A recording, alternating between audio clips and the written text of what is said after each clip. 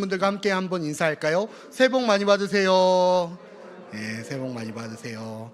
예. 연휴가 시작되고 또 새해가 시작되는 이날 하나님께 예배드릴 수 있는 우리 모두가 하나님의 은혜로 하나님의 사랑으로 가득하길 간절히 축복합니다.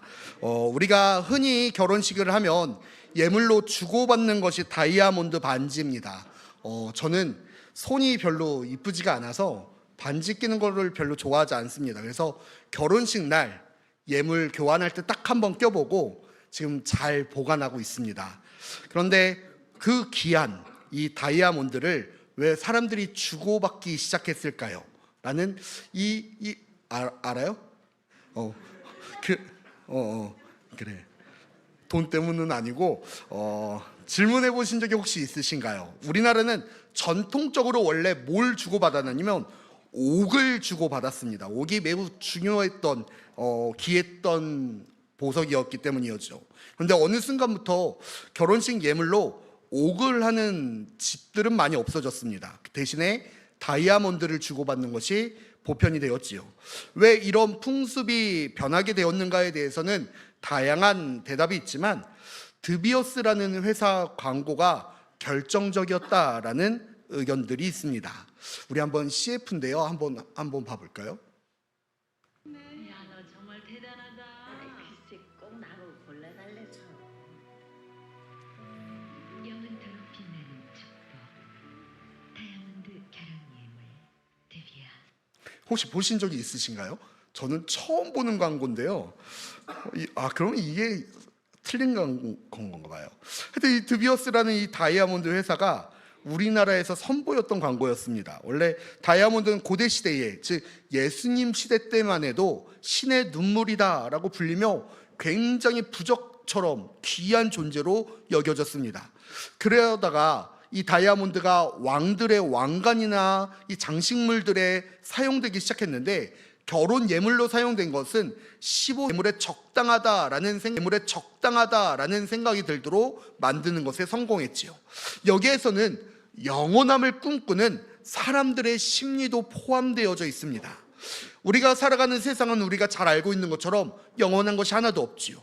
결혼 예물을 다이아몬드로 주고받으면서 영원하자라고 다짐하는 그 사랑의 마음조차도 사실 과학에서는 영원하지 못하다라고 이야기합니다.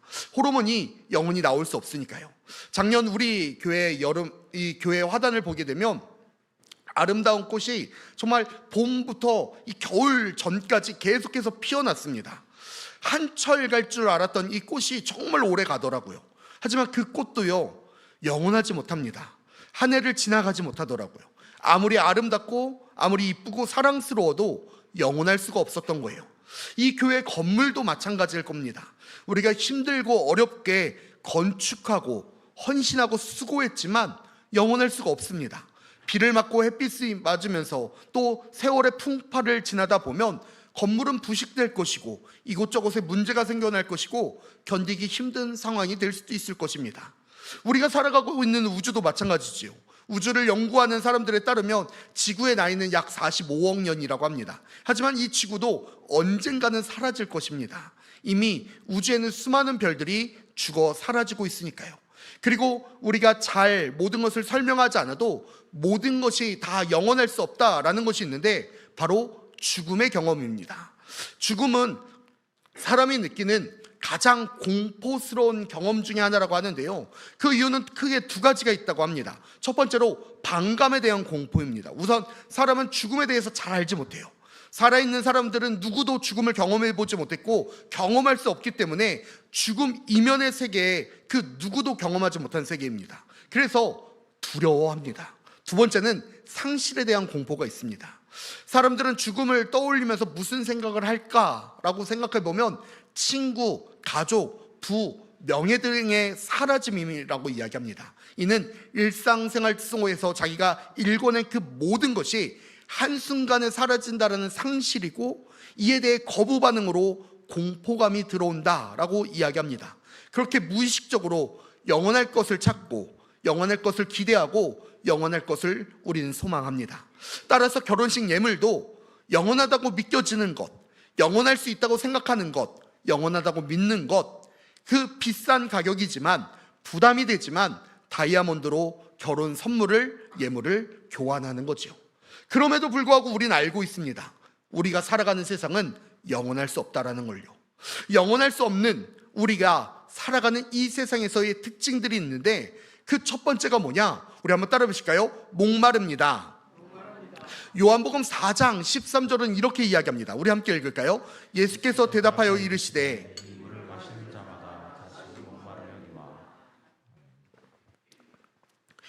우리가 영혼을 갈망하지만 채워지지 않는 그 목마름을 가지고 살아가는 모습의 사람들과 같이 한 여인이 있었습니다. 오늘 본문에서 사마리아 여인으로 불려지지요. 예수님께서 제자들과 함께 갈릴리로 가시다가 사마리아 수가라는 마을을 지나가시게 되었습니다. 수가라는 마을은 사마리아 사람들이 살던 성읍이었죠. 사마리아 사람들은 이스라엘이 포로로 잡혀갈 때 이방 민족들이 정착촌으로 사용되었던 곳이었습니다. 따라서 사마리아 지역은 다른 민족과의 결혼이 이루어지게 되었고 순수 유대 혈통이 사라진 마을이었습니다. 그래서 이스라엘 사람들은 포로에서 귀환한 다음에 그들을 배신자라고 생각했고 그들은 같은 이스라엘 민족이 아니라고 이야기했으며 그들과 상종조차 하지 않았죠. 예수님께서 그런 마을을 들어가셨던 것입니다. 그런데 사마리아 사람들은 밖에서는 아무리 상종 못할 사람들이라고 말하며 자신들과 대화도 나누지 아니하고 자신들의 땅을 밟을 생각도 안 했지만 스스로 그들은 하나님의 백성이라는 마음을 버리진 않았습니다. 그리고 자신들의 조상이 남겨준 유산을 자랑스럽게 여기는데 요한복음 4장 12절은 이렇게 이야기합니다. 우리 조상 야곱이 이 우물을 우리에게 주셨고 또 여기서 자기와 자기 아들들과 짐승이 다 마셨는데 당신이 야곱보다 더 크니까 라고요. 예수님이 잠시 머물고 있었던 곳이 야곱 시대 때부터 내려왔던 우물이 있었던 곳이었습니다. 사마리아 여인은 이 말을 통해서 사마리아 사람들도 자신들을 야곱의 후손이다 라고 생각하는 것을 알 수 있게 돼요. 또한 단순히 야곱의 후손으로 여기는 것이 아니라 이곳에 이 우물이 단순한 우물이 아니라 민족의 조상인 야곱이 물려줬다라는 것에 자부심을 갖고 있었던 사람들이었습니다. 그렇기에 이곳에서 물을 떠다 마시는 것, 이곳에 우물을 소유하고 있다라는 것, 이곳에 물려준 야곱의 후손이라는 것을 자랑스럽게 여겼던 것이죠. 하지만 그 사실, 그 우물을 통해서 사마리아 사람들은 만족할 수가 없었습니다. 아무리 자랑스럽고 존경할 만한 자신들의 자랑인 야곱이 물려준 우물이 있었음에도 천년의 시간이 넘도록 계속해서 지켜오고 있는 역사적인 우물이 있어도 그들의 갈망과 갈증은 해결해 주지 못했습니다. 자기도 이스라엘의 주루가 되고 싶은 목마름이 가득했기 때문이었죠. 야곱이 물려줬지만 언제나 유대 사람들 앞에선 작아졌습니다. 유대 사람들을 피하고요, 유대 사람들에게 열등감을 느낍니다. 왜냐하면 비교되니까요. 만족할 수 없으니까요. 때문에 계속해서 목마름을 해결하기 위한 다른 방법들을 찾을 수밖에 없었던 거예요. 그 중에 하나가 뭐냐? 예배하는 처소의 문제였습니다.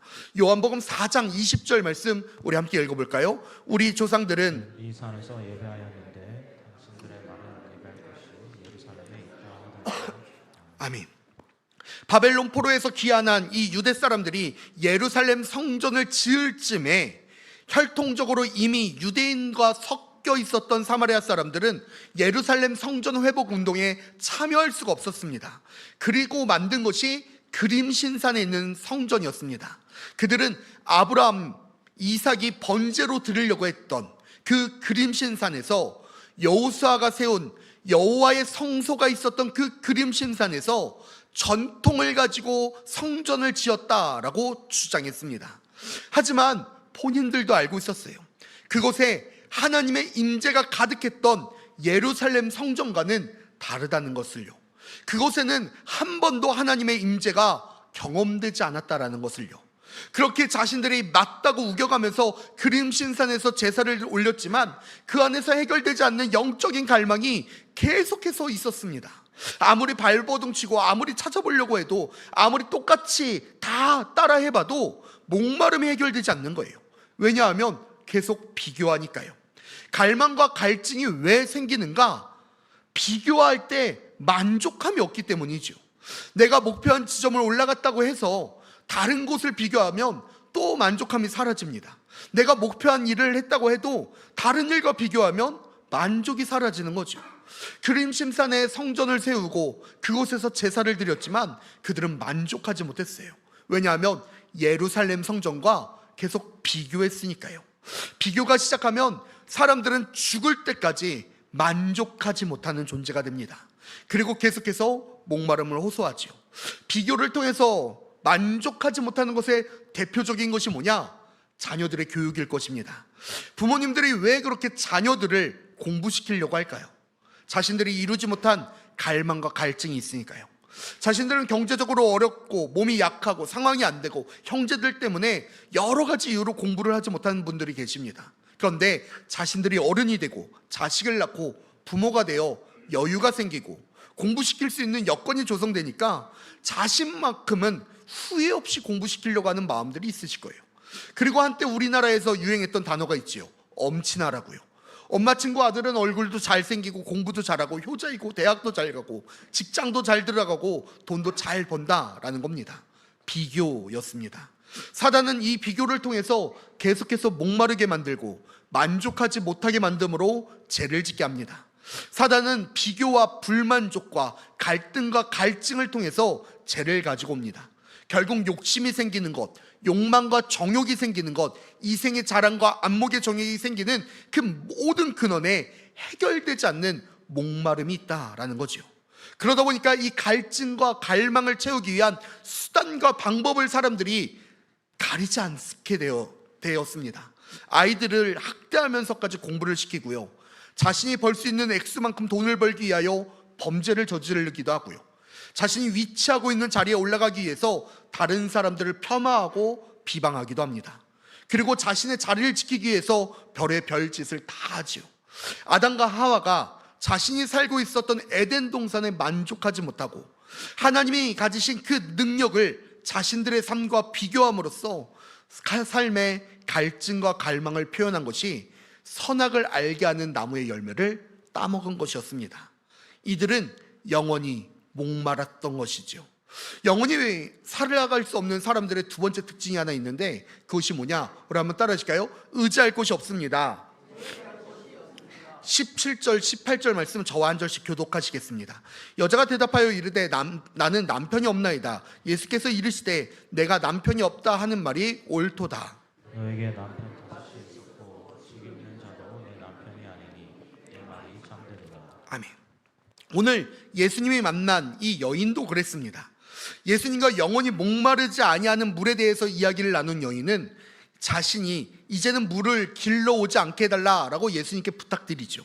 그러자 예수님은 여인의 남편을 데려오라 라고 말씀하십니다. 이미 예수님은 그 여인에게 남편이 있어도 없다라는 사실을 알고 계셨어요. 자신의 남편을 데리고 오라 라는 이 예수님의 말씀 앞에 사마리아 여인은 자신은 남편이 없다라고 고백합니다. 왜냐하면 이미 5명의 남편이 있었고 지금의 남편도 사실상 진짜 남편이 아니었기 때문이죠. 이 여인은 반복된 결혼과 이혼, 이 깨어진 관계를 인하여 사람들을 피해 살아야 했던 깊은 상처를 가지고 있었던 여인이었습니다. 그녀는 그 세상에서 그 어떤 것으로도 채울 수 없는 영혼의 갈증을 갖고 있었던 여인이었죠. 그러다 보니까 자신이 의지할 곳을 계속 찾아 돌아다녔습니다. 이 여인이 6명의 남편을 만났던 이유를 성경은 이야기하지 않습니다. 그렇기에 우리는 추측할 수밖에 없는데 대체로 물질과 가정이라는 안정감을 의지하고자 했을 것입니다. 사람은 누군가에게 기대고 싶고 누군가에게 피하고 싶고 누군가를 의지하고 살아가고 싶은 욕구가 강하기 때문이죠. 그래서 가정이 생겨났고 집단이 생겨났고 공동체가 생기고 민족이 생겨났습니다. 사마리아 여인은 자신에게 더 잘해주는, 자신을 더 높여주는, 자신에게 안정감을 더 주는 남자를 찾아 계속 돌아다녔을 것입니다. 하지만 정작 의지할 사람은 없었습니다. 의지할 수 있는 남자가 없었지요. 그리고 이 남자들도요, 자신이 마음에 드는 또 다른 여자가 생기면 바로 떠나갔습니다. 사마리아 여인 곁에 남아있질 않았던 거예요. 그렇게 5명의 남자가 떠났고 지금 있는 남편도 호칭은 남편이지만 언제 어디서 떠나갈지 모르는 남자였던 것입니다. 의지할 것이 없는, 의지할 만한 곳이 없는 사람은, 의지할 집단이 없는 사람은 언제나 작은 바람과 작은 시련과 풍파 속에서도 넘어지기 쉬운 사람이 됩니다. 실제로 주변의 감정과 상황을 말할 수 있는 5명의 사람만 있어도 자살할 수 있는 확률이 확 떨어진다라는 보고가 있습니다. 의지하는 것은 인간의 본능적인 모습이지요. 이것은 영적인 일이기도 합니다. 의지하는 본능이 나타나는 것, 그것으로 나타나는 것이 바로 종교이기 때문입니다.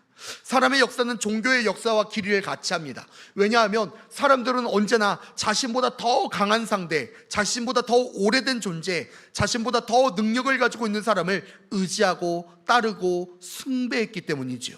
그래서 사람은 자연도 믿었습니다. 돌도 믿고 바람도 믿고 비도 믿고 산도 믿었죠. 또 알지 못하는 어떤 귀나 귀신이나 영적인 존재들을 언제나 의지했습니다. 그리고 사람들은 믿고요, 지금도 수많은 사람들이 자신들이 신이라 말하며 메시아라 말하며 성령이라 말하는 사람들을 따르고 거기에 숭배하기도 합니다. 문제는 이 모든 것들이 영원하지 못했다라는 것이죠. 그렇게 의지하고 싶은데 불안하고, 의지하고 싶은데 걱정하고, 의지하고 싶은데 염려합니다. 영원히 의지할 대상을 찾지 못해 방황하는 것이 이 세상에서 살아가는 사람들의 모습이죠. 종교가 없다라고 이야기하는 사람들도 마찬가지입니다. 다른 쪽으로 옮겨간 것뿐이죠. 어떤 사람들은 돈을 의지합니다. 재물을 의지하고요, 자녀를 의지하고 직업을 의지해요. 그러나 그 어디서도 언제나 불안에 떨고 염려하고 근심하며 걱정하며 살아갑니다. 그것이 영원할 수 없다라는 것을 알기 때문이지요.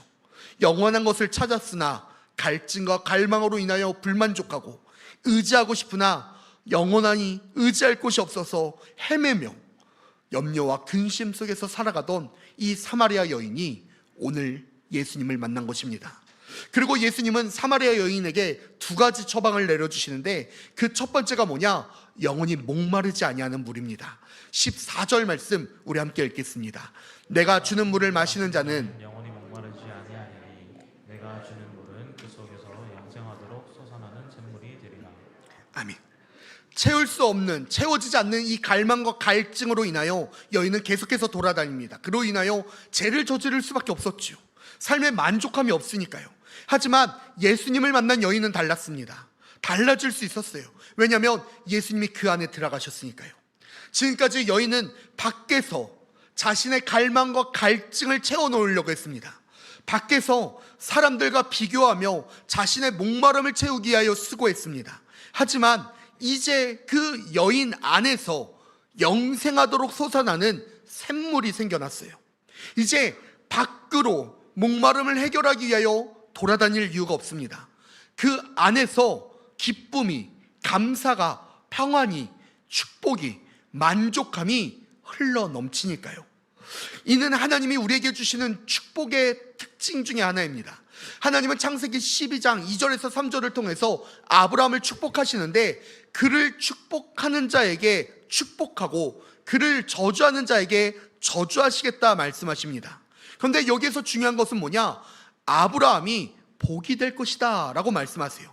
아브라함 그 자체가 복이 되기 때문에 아브라함은 이제 복을 찾으러 돌아다닐 필요가 없었습니다. 복을 쫓아 살아갈 이유가 없습니다. 아브라함 그 자체가 복이 되었으니까요. 예수님을 따라 살아가는 사람들도 마찬가지입니다.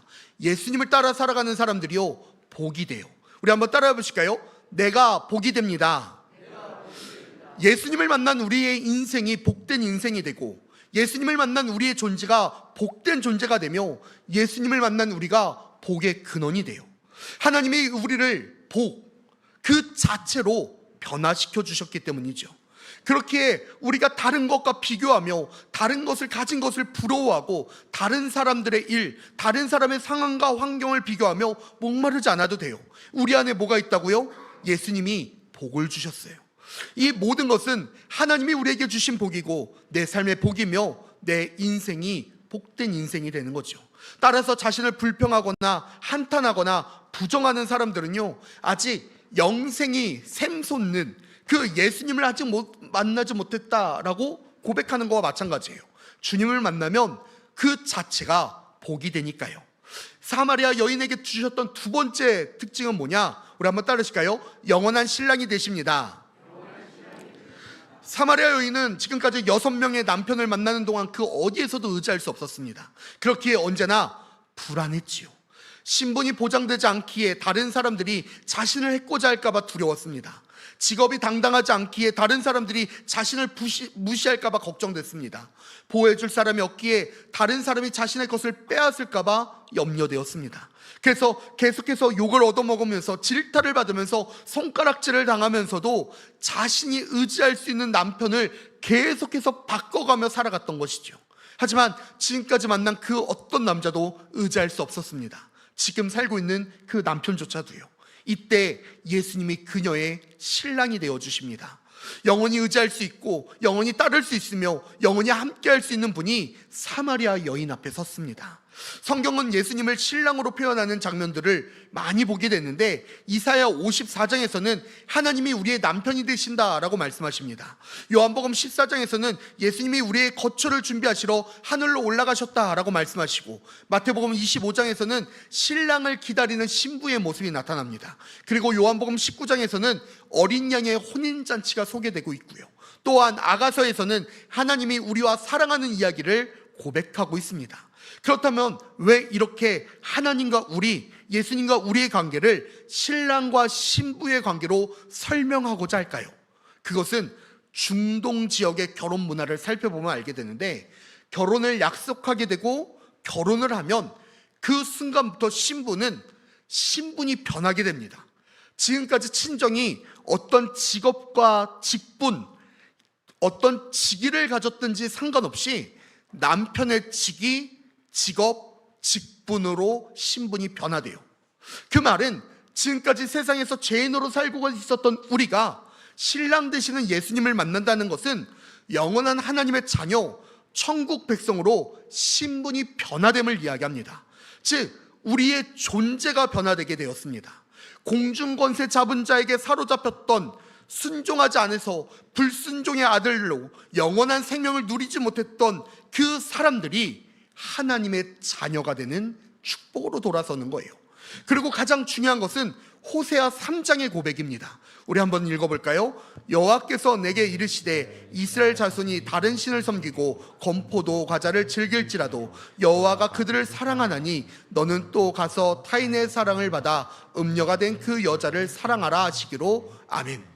하나님의 사랑은 우리의 형태와 모습과 행동과 상관없이 변함없으시다는 거예요. 우리가 또다시 주님을 배반하고 또다시 주님을 떠나고 또다시 주님이 아닌 다른 것을 의지하고 사랑하고 매달릴지라도 주님은 계속해서 우리의 신랑이 되어주신다는 거예요. 그 신실함이 변함이 없기에 우리는 그 어떠함을 아니라 주님 안에서 안심하고 평안을 누릴 수 있다라고 성경은 고백합니다. 사마리아 여인은 이제 영원히 의지할 수 있는 예수님을 신랑으로 맞이하게 됩니다. 그리고 사마리아 여인은 죄인에서, 창녀에서, 이혼녀에서 예수님의 신부로 그 신분이 변화되는 경험을 하게 돼요. 이사야는 이렇게 고백하고 있더라고요. 푸른 마르고 꽃은 시드나 우리 하나님의 말씀은 영원히 서리라. 사람은 영원하지 못하기에, 영원할 수 없기에 영원할 것을 찾아다닙니다. 그 대표적인 것이 영원할 수 없는 사랑을 대비시키는 다이아몬드지요. 이것은 언제나 다른 것과 비교하며 목마름을 호소하는 우리의 모습과 의지할 곳을 찾지 못해 방황하는 죄인들의 모습입니다. 그러나 모든 것이 영원하지 못한 것은 아닙니다. 우리 하나님의 말씀은 영원합니다. 그리고 그 하나님의 말씀을 듣고 예수 그리스도를 믿으며 그 구원의 길을 걸어가는 우리의 삶도 영원할 줄 믿습니다. 사랑하는 우리 불꽃교회 성도 여러분, 다른 것과 비교하여 만족하지 못해 목마름을 호소하고 영원히 의지하지 것을 못해 방황하며 헤맸던 사마리아 여인이 영원하신 예수님을 만난 이후에 변화되었던 것처럼 비교하고 불평과 불만으로 만족하지 못했던 삶을 살아 이리저리로 헤매고 살아가는 세상 속에서 영원히 솟아나는 샘물을 주시는 예수님을 만나는 우리가 되기를 간절히 소망합니다. 의지할 곳이 없어 매일같이 헤매이고 불안하고 염려하고 걱정하던 마음을 떠나 영원히 변함없이 우리를 사랑한다 고백하시는 예수님이 계십니다. 그리하여 영원하지 않은 세상에서 우리 스스로가 복된 인생이 되어 예수 그리스도의 순결한 신부가 되어 영원한 삶을 살아가는 우리 모두가 되기를 간절히 축복합니다. 제가 기도하겠습니다.